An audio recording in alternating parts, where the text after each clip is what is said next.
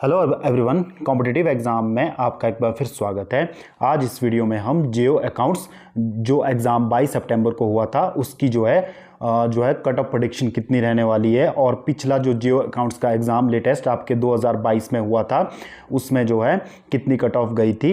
तो आप सबसे पहले तो यहाँ पर दे सकते हैं कि ये जो पोस्ट कोड 932 है जो हमीरपुर चयन आयोग द्वारा लिया गया था, लेकिन इस बार आपको पता है 2 पेपर जो है जियो अकाउंट्स के लिए रखे गए थे, तो काफ़ी ज़्यादा सिनेरियो चेंज हो गया है। तो पिछली बार आप देखेंगे कि जो है कितनी वैकेंसीज जो थी, पिछली बार जो ये वैकेंसीज थी ये आपके स्टेट इलेक्ट्रिसिटी बोर्ड में थी, जिसमें कि आप देख पा रहे हैं कि लगभग इसमें 74 पोस्टें आपके थी।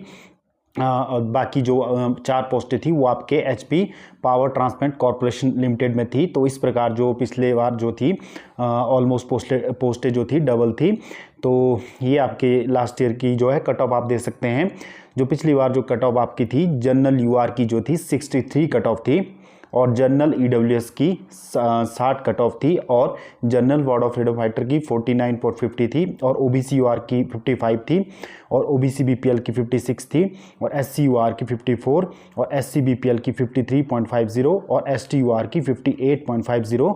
ये आपकी कट ऑफ थी। यानी कि पिछली बार जो एग्ज़ाम था आपको पता है इसमें कोई नेगेटिव मार्किंग नहीं थी, और लगभग आपके 200 क्वेश्चन इसमें आए थे जो कि हमीरपुर चयन आयोग बोर्ड द्वारा ये लिया गया था। लेकिन अब आपको पता है कि ये एग्ज़ाम एचपीपीएससी के द्वारा लिया गया है, और इसमें काफ़ी ज़्यादा सिनेरियो आपके चेंज होने वाले हैं। जैसा कि आपको पता है कि इस बार का जो जियो अकाउंट्स का जो आपके पास एग्ज़ाम हुआ है, जो कि ये वैकेंसी जो थी आपके सिविल सप्लाई कॉरपोरेशन में थी। टोटल जो वैकेंसीज आपको पता होगा कि 42 है, और जनरल यूआर की इसमें 19 है, और एससी यूआर की 9, और ईडब्ल्यूएस की 4, और ओबीसी की 7, और एसटी की 1, और एससी बीपीएल की 1, और ओबीसी बीपीएल की 1 पोस्ट इसमें है। तो इस प्रकार जो था पोस्ट का डिस्ट्रीब्यूशन इस बार है। लेकिन आपको पता है कि इस बार जो पेपर है वो उसमें काफ़ी ज़्यादा जो है नेगेटिव मार्किंग भी रही है।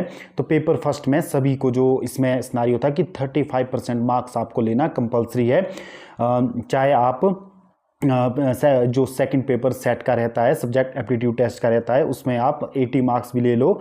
यदि आपका फर्स्ट पेपर पास नहीं होता है तो आपको डिस्क्वालीफाई ही माना जाएगा, क्योंकि आपका जो अगले फेज़ के लिए जो है आपको डीवी के लिए नहीं वो काउंट किया जाएगा। तो फर्स्ट पेपर में आपको कंपलसरी 35% मार्क्स लेना जरूरी है। तो जैसा कि आपको पता है कि कुछ दिनों पहले पीजीटी हिंदी की भी कट ऑफ आई थी, जिसमें आपको पता है कि फर्स्ट पेपर में लगभग मैक्सिमम 70 से 80% कैंडिडेट जो थे फेल हो गए थे, और जिस वजह से आपने देखा होगा कि वहाँ पर जो कट ऑफ थी सब्जेक्ट एप्टीट्यूड टेस्ट की वो लगभग 1.5 मार्क्स चली गई थी। यानी कि 1.5 मार्क्स पर जो है ओबीसी कैटेगरी में सिलेक्शन हो गया था। तो किसी का 6 मार्क्स पर भी, किसी का 11, किसी का 16, तो इस मार्क्स पर भी सिलेक्शन हो गया था। लेकिन उसके बाद जो है कैंडिडेट को पैटर्न पता चला, लगभग जो है कुछ एक ने तैयारी की, लेकिन अभी भी जो है पेपर 1 जो था वो काफ़ी डिफ़िकल्ट लेवल का आ रहा था। तो आपने पेपर ऑफ लेवल आपको पता होगा कि फर्स्ट पेपर जो था वो मॉडरेट से टफ की तरफ था, जिसमें आप जो है ट्रिकी क्वेश्चन उसमें थे, और पेपर 2 भी आपको पता है कि मॉडरेट टू टफ ही था, और जिसमें आपको पता है कि नेगेटिव मार्किंग उसमें बहुत बड़ा फैक्टर इसमें रहने वाला है। नेगेटिव मार्क कई कैंडिडेट ने लगभग 80 के करीब क्वेश्चन अटैम्प्ट किए हैं, और बाद में जब उन्होंने चेक किए हैं तो 80 में से लगभग 40 क्वेश्चन गलत करके वो आए हैं, जिस वजह से जो उनका जो स्कोर है कम होकर के 40 से 10 मार्क्स नेगेटिव के तो 30 रह गया है। तो इस प्रकार के सिनेरियो जो है सभी एग्जाम कैंडिडेट के साथ बन रहे हैं।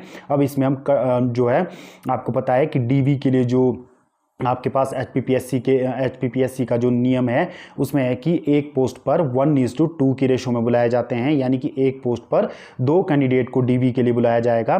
तो आप देख लीजिए लगभग हिमाचल में लगभग 4-5 हज़ार के करीब कैंडिडेट ने ये एग्ज़ाम दिया है, लगभग 55% के करीब कैंडिडेट ने ये एग्ज़ाम दिया है। तो अब इसमें जो है हम कट ऑफ की प्रेडिक्शन करेंगे। यदि आपके इतना, ये एक प्रेडिक्शन है, ये एग्जैक्टली नहीं कहा जा सकता है कि इतनी ही जाएगी, लेकिन इसके आसपास यदि आपके मार्क्स है तो जो है आप अपने आप को सेफ समझ सकते हैं। तो आपका जो है डॉक्यूमेंट वेरिफिकेशन के लिए जो है नंबर पड़ सकता है। तो आप देखेंगे कि जनरल यूआर में के लिए जो यदि आपके मार्क्स जो है 42 ± आप 2 कर लीजिए, यदि इसके आसपास आपके मार्क्स बन रहे हैं तो जो है आपका जो है डीवी के लिए मार्क्स आपका जो है नंबर पड़ सकता है। और SCUR के लिए 39 ± 2 आप कर लीजिए, तो इतने यदि आपके मार्क्स बन रहे हैं तो आपका जो है डीवी के लिए जो है नंबर पड़ सकता है। और EWS में आपके 4 वैकेंसीज है, तो यदि 40+ आपके मार्क्स हैं तो आपका जो है डीवी के लिए इसमें चांस है। और OBCUR में 7 पोस्टें हैं, तो 38 ± 2 कर लीजिए।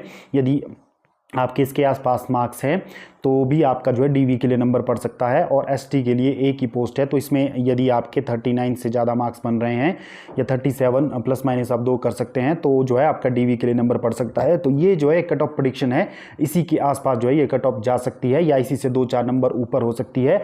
लेकिन ये प्रेडिक्शन मैंने आपको बताई है क्योंकि इसमें नेगेटिव का जो है बहुत बड़ा फैक्टर था। इससे कम भी आपकी कट ऑफ जा सकती है कि अगर किसी कैटेगरी में कैंडिडेट क्वालिफाई नहीं कर पाए फर्स्ट पेपर, तो आपको जो है ये कट ऑफ कम भी जो है आपको दिख जाएगी, कम होती हुई दिख जाएगी। तो ये जो है सिनेरियो इसमें बड़ा इंपॉर्टेंट था, जो मैंने आपको यहाँ पर बता दिया है कि इस तरह से जो है कट ऑफ पे इस पर फर्स्ट पेपर का काफ़ी ज़्यादा इसमें प्रभाव पड़ेगा। तो फर्स्ट पेपर में यदि किसी के क्वालिफाई 34 मार्क्स भी वो लेता है और सेकेंड पेपर में यदि वो 70 से 80 भी लाता है, तो वो भी वो डिस्क्वालीफाई माना जाएगा, क्योंकि फर्स्ट पेपर उसका HPPSC के नियम के अनुसार 35% आपके मार्क्स आने चाहिए।